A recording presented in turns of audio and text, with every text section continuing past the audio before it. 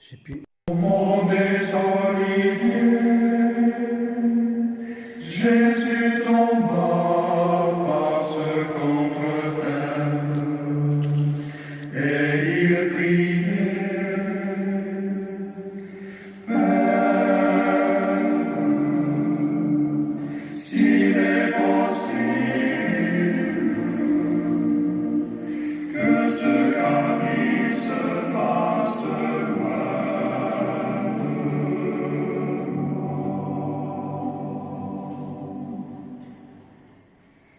Cependant, non pas comme je veux, mais comme toi tu le veux. Père, s'il est possible, que ce calice passe loin.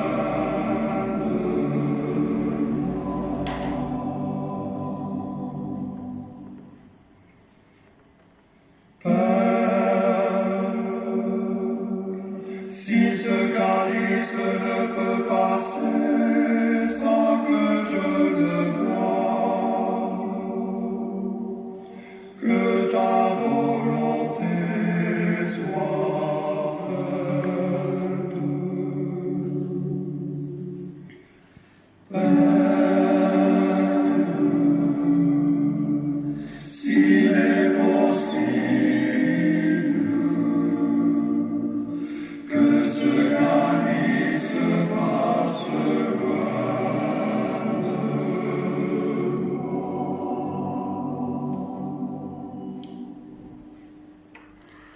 Vendredi Saint. Frères et sœurs, nous allons vivre avec le Christ son chemin de croix. Ce chemin de croix est écrit à l'attention des malades et de ceux qui les accompagnent. Il veut aider ceux qui sont sur un chemin d'épreuve et ceux qui les entourent, en contemplant les moments de la passion du Christ, à découvrir combien il s'est fait proche de chacun d'entre nous et à trouver en lui la paix. Seigneur, nous savons que tu aimes sans mesure, toi qui n'as pas refusé ton propre Fils, mais qui l'as livré pour sauver tous les hommes. Aujourd'hui encore, montre-nous ton amour, car nous voulons suivre le Christ qui marche librement vers sa mort. Soutiens-nous comme tu l'as soutenu et sanctifie-nous dans le mystère de sa Pâque. Première station, Jésus est condamné à mort. Dans l'évangile de Jean, au chapitre 19, Pilate dit aux Juifs « Voici votre roi ». Alors ils crièrent « À mort, crucifie-le ». Pilate leur dit « Vais-je crucifier votre roi ?» Les grands prêtres répondirent « Nous n'avons pas d'autre roi que l'empereur ». Alors, il leur livra Jésus pour qu'il soit crucifié. Une annonce qui ébranle. Jésus reçoit une sentence de condamnation. En recevant ce verdict, il sait qu'il ne lui reste peu de temps à vivre. Il est comme tous ces patients à qui on annonce une maladie grave, l'échec d'un traitement. Comment dire la vérité à un malade ? Comment permettre au malade incurable de se préparer à partir tout en tenant compte de sa capacité à l'entendre et à le supporter. C'est tout l'enjeu d'une attention et d'une écoute bienveillante pour que la parole échangée puisse être accueillie avec délicatesse et attention. Prions pour les malades ébranlés par une vérité qu'on leur dit ou qu'on ne leur dit pas, pour les personnes atteintes de maladies incurables et qui savent l'impuissance de la médecine à les guérir. Demandons pour elles et pour nous la grâce de l'espérance. Jésus, mon Seigneur, tu marchais vers la mort en t'offrant librement pour nous racheter. Jésus, mon Sauveur, tu as pris nos péchés avec toi sur la croix pour nous, Seigneur.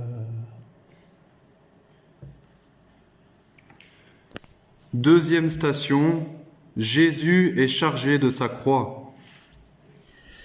Dans l'évangile de Jean, au chapitre 19, ils se saisirent de Jésus et lui-même, portant sa croix, sortit en direction du lieu dit le crâne ou calvaire, qui se dit en hébreu Golgotha.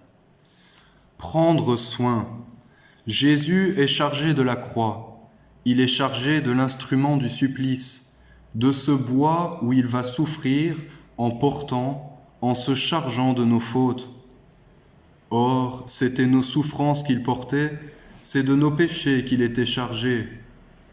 Du prophète Isaïe. En étant chargé de la croix, c'est nous, notre humanité dont il se charge. Nous passons tous par un état de dépendance où nous sommes à charge des autres. À la naissance et la petite enfance, dans le grand âge, dans la maladie. Ce fut le rôle de nos parents, nos familles, de subvenir à nos besoins. C'est encore le rôle des familles ou des soignants et des établissements de santé de prendre en charge les personnes malades ou âgées. Prendre l'autre en charge, c'est l'accueillir et prendre sur soi ce qui est nécessaire à sa vie, lui fournir les soins que son état requiert, remédier à sa dépendance.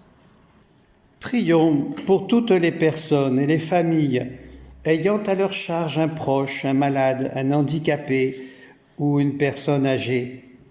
Prions pour les professionnels en établissement de soins et ceux engagés dans l'aide à domicile. Assiste-les, Seigneur, par la force de ton amour, jour après jour, et remplis-les de ta charité.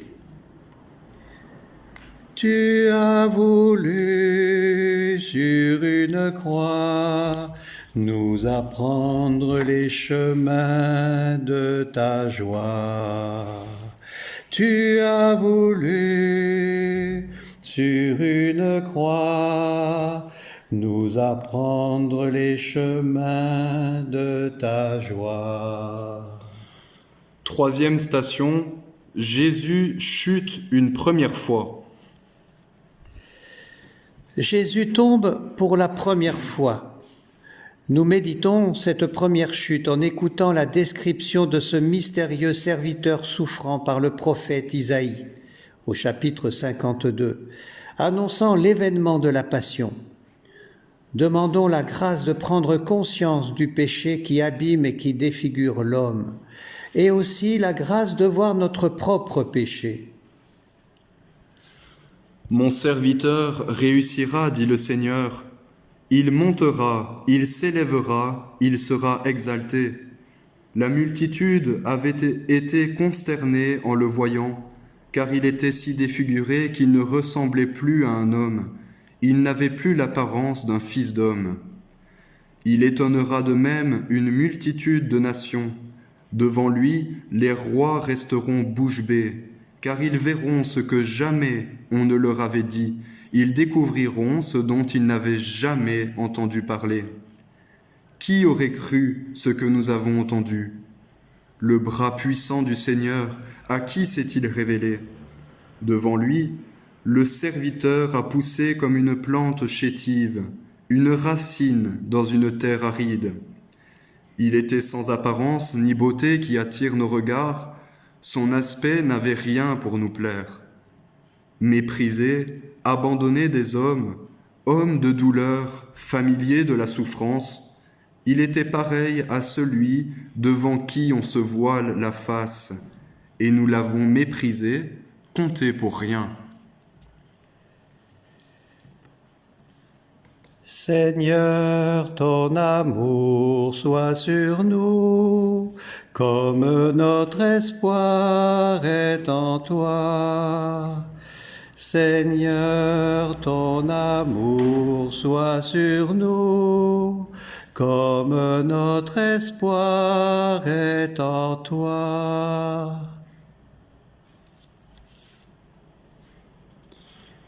Quatrième station, Jésus rencontre sa mère.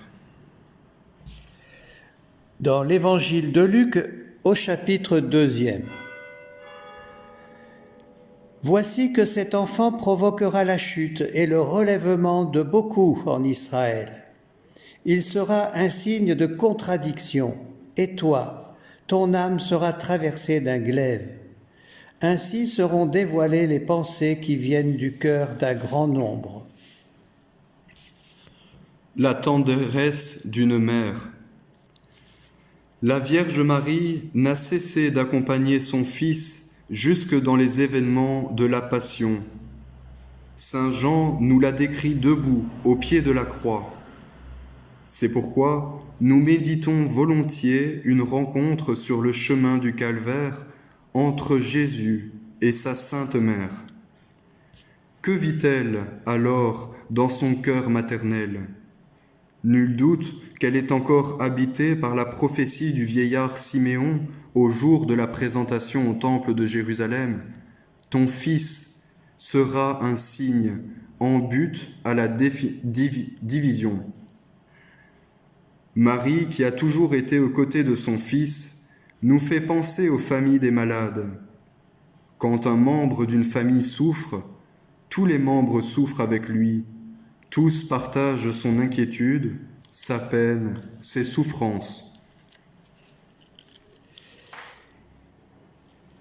Nous pouvons prier pour toutes les personnes et les familles ayant à leur charge un proche, un malade, un handicapé, une personne âgée.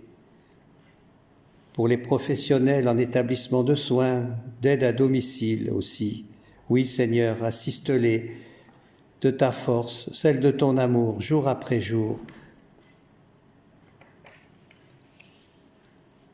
Je vous salue Marie, pleine de grâce, le Seigneur est avec vous. Vous êtes bénie entre toutes les femmes, et Jésus, le fruit de vos entrailles, est béni. Sainte Marie, Mère de Dieu, priez pour nous pauvres pécheurs, maintenant et à l'heure de notre mort. Amen. Cinquième station, Simon de Cyrène, requis pour aider Jésus. Dans l'évangile de Luc au chapitre 23, comme ils l'emmenaient, ils prirent un certain Simon de Cyrène qui revenait des champs, et ils le chargèrent de la croix pour qu'il la porte derrière Jésus. L'accueil de l'étranger. Alors qu'il revenait des champs, on met la main sur ce Simon de Cyrène pour aider Jésus. Tout au long du trajet, il va subir les insultes, recevoir aussi, comme Jésus, les coups et les crachats.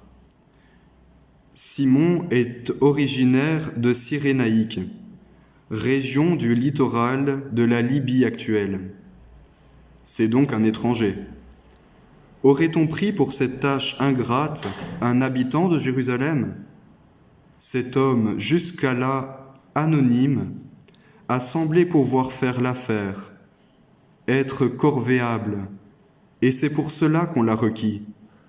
Dans nos sociétés, l'étranger est souvent plus vulnérable, plus facilement marginalisé, car moins bien accueilli. Il est plus exposé à la précarité, à la pauvreté, et donc plus vulnérable dans sa santé. Il mérite donc une attention particulière.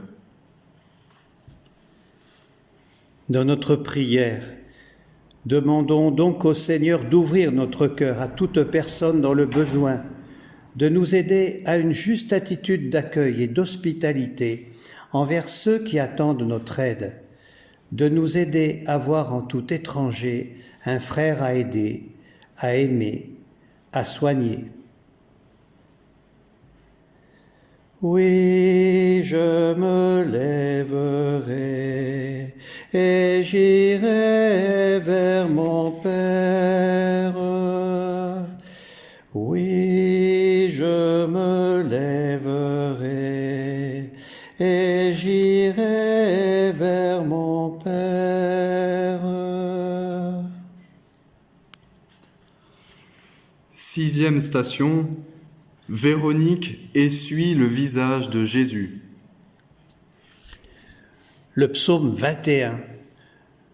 Je suis comme l'eau qui se répand, tous mes membres se disloquent. Mon cœur est comme la cire, il fond au milieu de mes entrailles. Ma vigueur a séché comme l'argile, ma langue colle à mon palais. Tu me mènes à la poussière des morts. Un geste de soin. Véronique s'est approchée de ce condamné à mort qu'on entraîne à l'extérieur de la ville. C'est elle seulement qui est cet homme? Peut-être pas. Mais son visage empreint de souffrance suscite son émotion et sa compassion.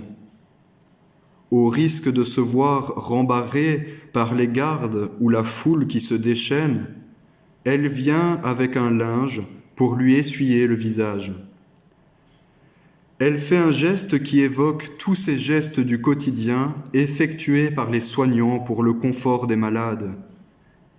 Combien sont posés ainsi chaque jour pour laver, lever, nourrir, pour soulager d'un encombrement de la respiration, pour hydrater celui qui a la bouche desséchée. La tradition retient que le visage du Christ s'est alors imprimé sur le linge de Véronique. Il nous aide à comprendre comment la charité de Dieu vient imprégner les actes que nous posons pour soigner. Prions encore et toujours pour tous les personnels hospitaliers, médecins, infirmières, aides-soignants, ceux qui sont au service des malades et des personnes dépendantes. Demandons au Seigneur de les soutenir dans leurs tâches du quotidien. Donne-nous, Seigneur, un cœur nouveau, mets en nous, Seigneur, un esprit nouveau. Donne-nous, Seigneur, un cœur nouveau, mets en nous, Seigneur, un esprit nouveau. 7e station, Jésus chute une deuxième fois. Jésus tombe pour la deuxième fois. Nous écoutons encore le texte du prophète Isaïe. En méditant ces paroles, nous demandons la grâce de voir que le péché ne nous blesse pas seulement, qu'il blesse aussi l'humanité qui nous entoure. Et qu'en se laissant atteindre par nos péchés, en les prenant sur lui, le Christ nous laisse entrevoir la puissance de son pardon et de sa miséricorde. Du livre du prophète Isaïe au chapitre 53. En fait, c'étaient nos souffrances qu'il portait, nos douleurs dont il était chargé. Et nous pensions qu'il était frappé, meurtri par Dieu, humilié. Or, c'est à cause de nos révoltes qu'il a été transpercé, à cause de nos fautes qu'il a été broyé. Le châtiment qui nous donne la paix a pesé sur lui. Par ses blessures, nous sommes guéris. Nous étions tous errants comme des brebis, chacun suivait son propre chemin. Mais le Seigneur a fait retomber sur lui nos fautes à nous tous. Maltraité, il s'humilie, il n'ouvre pas la bouche. Comme un agneau conduit à l'abattoir, comme une brebis muette devant les tondeurs. Il n'ouvre pas la bouche. Arrêté, puis jugé, il a été supprimé. Qui donc s'est inquiété de son sort? Il a été retranché de la terre des vivants, frappé à mort pour les révoltes de son peuple.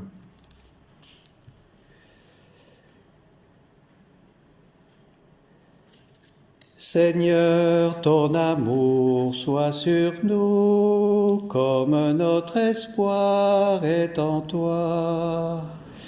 Seigneur, ton amour soit sur nous, comme notre espoir est en toi. 8e station. Jésus rencontre les femmes de Jérusalem.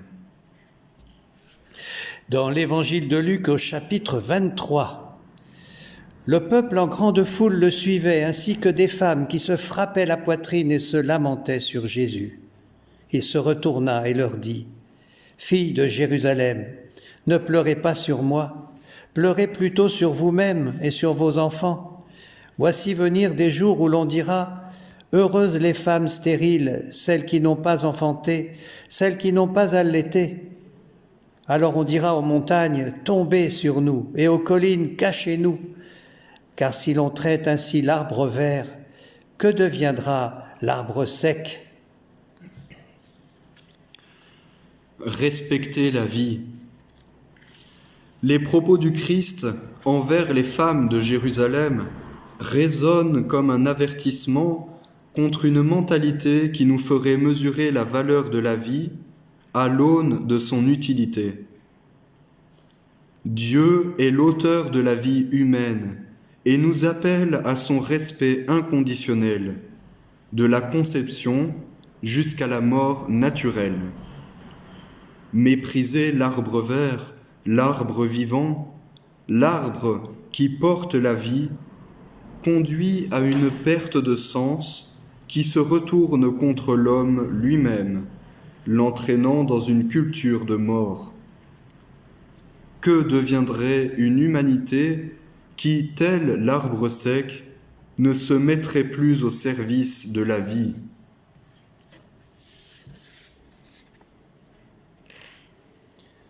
Portons dans notre prière cette grande intention du respect de la vie humaine et de la défense de sa dignité. Demandons que l'esprit de la sagesse éclaire les responsables du bien commun. Prions pour les acteurs du monde, de la santé, de la médecine, de la recherche médicale, qu'ils mettent leurs compétences au service de la vie et de la promotion de la dignité des personnes. Aujourd'hui, ne fermons pas notre cœur, mais écoutons la voix du Seigneur. Aujourd'hui, ne fermons pas notre cœur, mais écoutons la voix du Seigneur. 9e station. Jésus chute une 3e fois. Jésus tombe pour la 3e fois.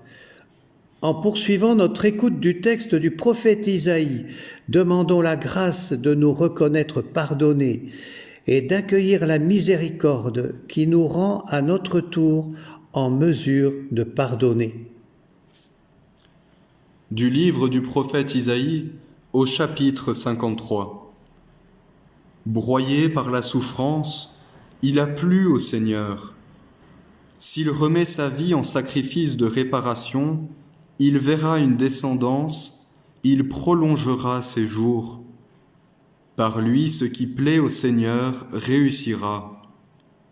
Par suite de ses tourments, il verra la lumière, la connaissance le comblera. Le juste, mon serviteur, justifiera les multitudes, il se chargera de leurs fautes. C'est pourquoi parmi les grands, je lui donnerai sa part. Avec les puissants, il partagera le butin, car il s'est dépouillé lui-même jusqu'à la mort. Et il a été compté avec les pécheurs, alors qu'il portait le péché des multitudes et qu'il intercédait pour les pécheurs. Seigneur, ton amour soit sur nous, comme notre espoir est en toi. Seigneur, ton amour soit sur nous, comme notre espoir est en toi. 10e station, Jésus est dépouillé de ses vêtements. Dans l'évangile de Jean au chapitre 19e, ils prirent ses habits, ils en firent 4 parts, une pour chaque soldat. Ils prirent aussi la tunique, c'était une tunique sans couture, tissée tout d'une pièce de haut en bas. Alors ils se dirent entre eux, ne la déchirons pas, désignons par le sort celui qui l'aura. La dignité du corps. Jésus est dépouillé de ses vêtements que les soldats vont se partager en les tirant au sort. Son corps très saint, mis à nu, est dévoilé à tous, exposé au regard de tous. Le vêtement protège la personne et exprime sa dignité propre comme la dignité de son corps. On l'expérimente lorsque dans la maladie ou les blessures affectant le corps, il nous faut en dévoiler l'une ou l'autre partie pour permettre l'auscultation, l'examen clinique. Et en cas d'hospitalisation, le malade tenu de garder le lit se retrouve plus ou moins vêtu, n'ayant même parfois que l'impersonnelle chemise de nuit de l'hôpital. Le dépouillement du vêtement dévoile la fragilité du corps, la vulnérabilité de la personne, la démaîtrise de soi, résultant d'un état de faiblesse générale qui parfois conduit à la mort et souvent la précède. Prions alors pour toutes les personnes fragilisées par la vie, par la maladie, par l'isolement, celles qui connaissent le dénuement, le froid ou la faim, ou toute forme de pauvreté. Demandons aussi pour nous de toujours mieux défendre la dignité de toute personne en toutes circonstances. Pitié, Seigneur, car nous avons péché. Pitié, Seigneur, car nous avons péché. 11e station, Jésus est cloué à la croix. Le psaume 21. Ma vigueur a séché comme l'argile, ma langue colle à mon palais. Tu me mènes à la poussière de la mort. Oui, des chiens me cernent, une bande de vauriens m'entoure. Ils me percent les mains et les pieds. Je peux compter tous mes os. Membre de son corps. Voici que l'on fixe Jésus à la croix, par les clous qui viennent transpercer sa chair. Souffrance indicible qui va être exacerbée lorsque la croix, ayant été dressée verticalement, tout son corps y sera suspendu. Nous ne sommes jamais à la place de celui qui souffre, et donc nous ne pouvons rien en dire. Acceptons donc d'être désarmés devant le mystère de la souffrance, désarmés mais non indifférents. Comme le dit saint Paul, quand un membre souffre, c'est tout le corps qui souffre. Membres du corps du Christ, demandons au Seigneur un cœur compatissant et bienveillant, enclin à soulager toute détresse humaine. Prions pour ceux qui sont accablés par leur souffrance, au risque de se sentir abandonnés par Dieu. Rendons grâce à Dieu pour tous ceux qui, à travers un chemin de maladie, expirent en tant l'attention et le soin qu'on leur porte. Qu'ils entrent dans un chemin de réconciliation et de confiance jusqu'à trouver la paix. Tu as voulu sur une croix nous apprendre le chemin de ta joie. Tu as voulu sur une croix nous apprendre les chemins de ta joie. 12e station. Jésus meurt sur la croix. Dans l'évangile de Jean, chapitre 19. Après cela, sachant que tout désormais était achevé pour que l'écriture s'accomplisse jusqu'au bout, Jésus dit « J'ai soif ». Il y avait là un récipient plein d'une boisson vinaigrée. On fixa donc une éponge remplie de ce vinaigre à une branche d'hysope, et on l'approcha de sa bouche. Quand il eut pris le vinaigre, Jésus dit « Tout est accompli », puis, inclinant la tête, il remit l'esprit. Gardons quelques instants de silence devant ce Christ mort sur la croix. Le médecin qui sauve. Tout est accompli. Tout est accompli de cette œuvre de salut que le Père a voulu en nous envoyant son Fils bien-aimé, né vrai homme de la Vierge Marie. Nous avons accompagné Jésus dans sa passion, voyant en lui celui qui s'est fait infiniment proche de toute personne en proie à la maladie, à la souffrance, jusque dans la mort. Nous le découvrons à présent dans cet acte ultime où il remet l'esprit comme le médecin suprême qui nous sauve de la mort.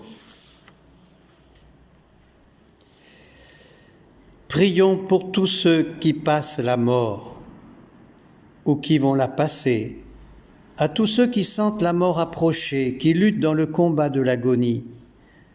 Demandons au Seigneur de nous aider à cultiver jusque dans le traitement de la fin de vie, dans les soins palliatifs, des attitudes qui témoignent jusqu'au bout de la valeur et de la dignité de la vie. Christ mort pour nos péchés, Christ ressuscité pour notre vie, nous t'en prions, prends pitié de nous. Christ mort pour nos péchés, Christ ressuscité pour notre vie, nous t'en prions, prends pitié de nous.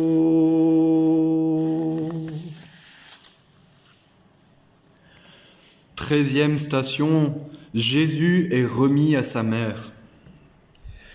Psaume 21. C'est toi qui m'as tiré du ventre de ma mère, qui m'as mis en sûreté entre ses bras.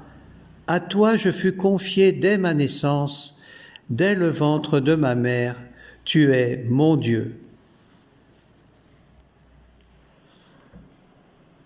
L'Église en mission de soins. Le Christ ne souffre plus. Le mystère de la souffrance se déplace vers sa Sainte Mère. Marie apparaît ici figure de l'Église, qui à son tour porte et accompagne les souffrances des hommes, qui apporte le réconfort et l'attention dont ont besoin les membres souffrants du corps du Christ. L'Église a une histoire riche de ces figures de sainteté qui ont œuvré pour soigner les malades, pour fonder des hôpitaux. Aujourd'hui encore, elle est active auprès des malades par l'amitié, la prière et par ce sacrement spécifique qui donne la force et le réconfort de l'Esprit Saint aux baptisés, sur son chemin, en lui permettant de s'unir plus intimement au Christ dans sa passion et dans l'espérance du relèvement. Prions pour les personnes engagées dans la pastorale de la santé, des services évangéliques des malades, et plus particulièrement pour tous ceux qui ressentent de la part du Seigneur un appel, une vocation de soignant dans les professions de santé, comme dans une consécration de vie.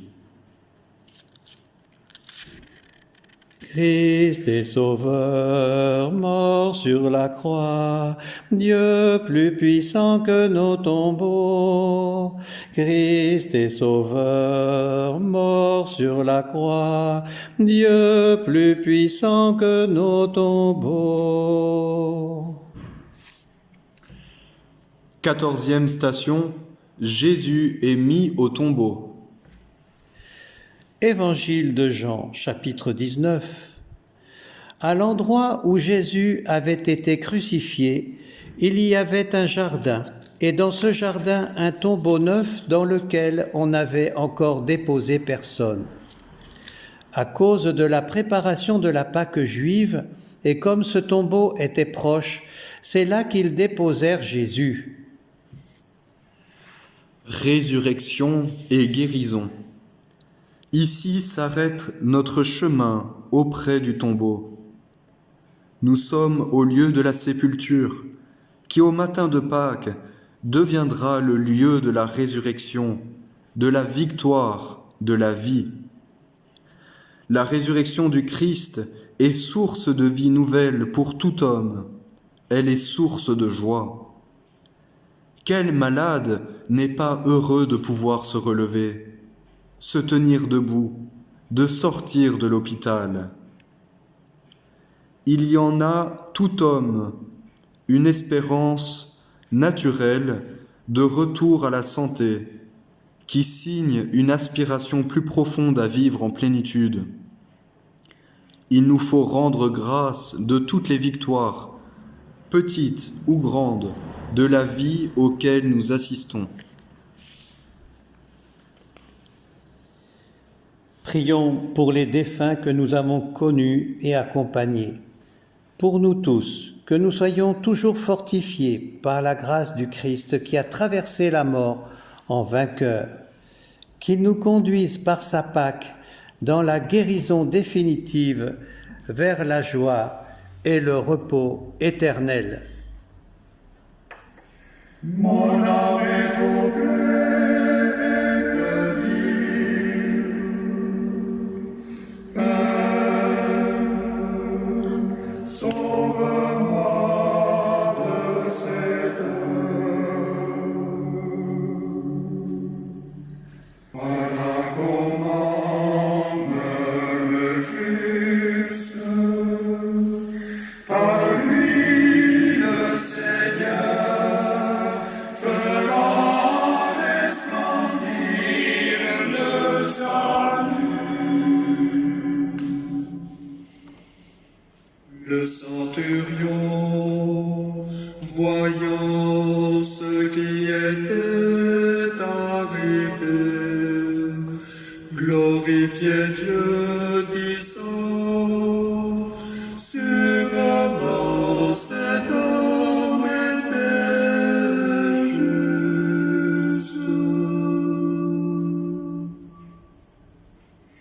Par lui, le Seigneur fera resplendir le salut. Toutes les foules qui s'étaient rassemblées pour voir le spectacle, sans retourner, se frappant la poitrine. Par lui, le Seigneur fera resplendir le salut. Quand je serai élevé de terre,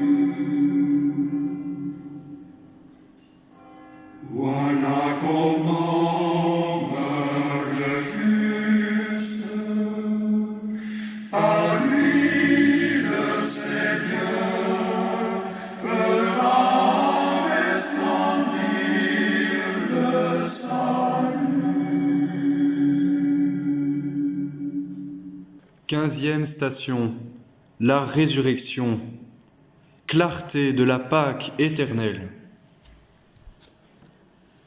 Lors de ton entrée à Jérusalem, Seigneur Jésus, beaucoup étendaient leurs manteaux et t'acclamaient « Béni soit celui qui vient, le roi, au nom du Seigneur ».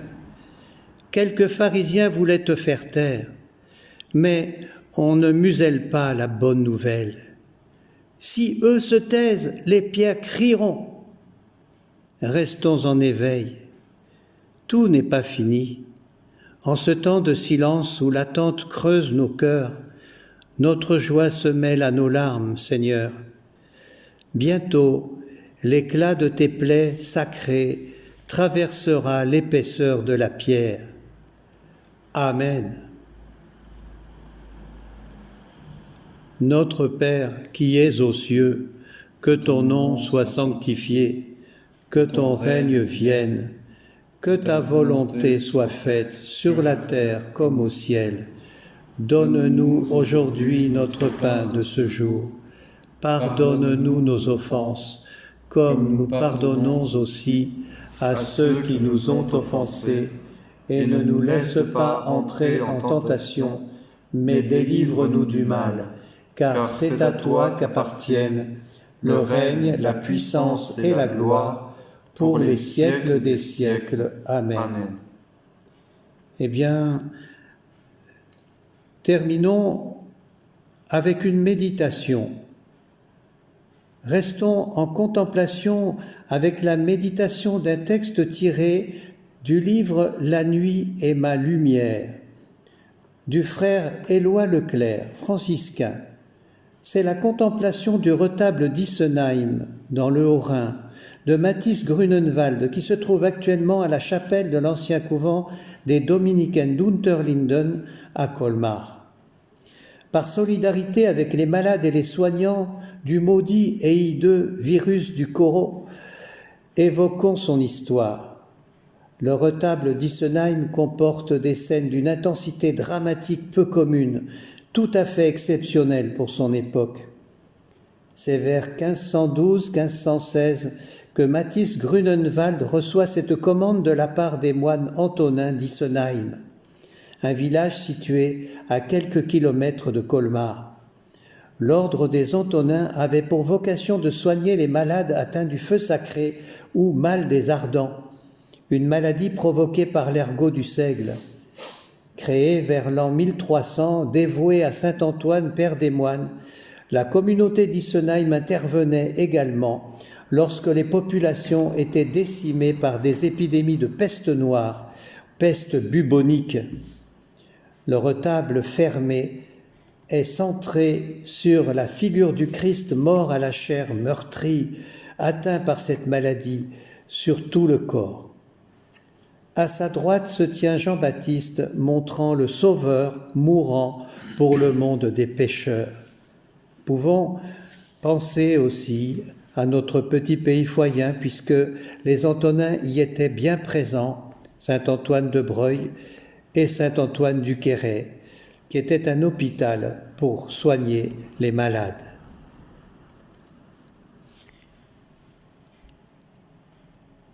C'est un grand regard qui retrouve le Dieu caché. Sur la grande crucifixion du retable d'Isenheim, Jean-Baptiste personnifie ce regard d'une façon étonnante.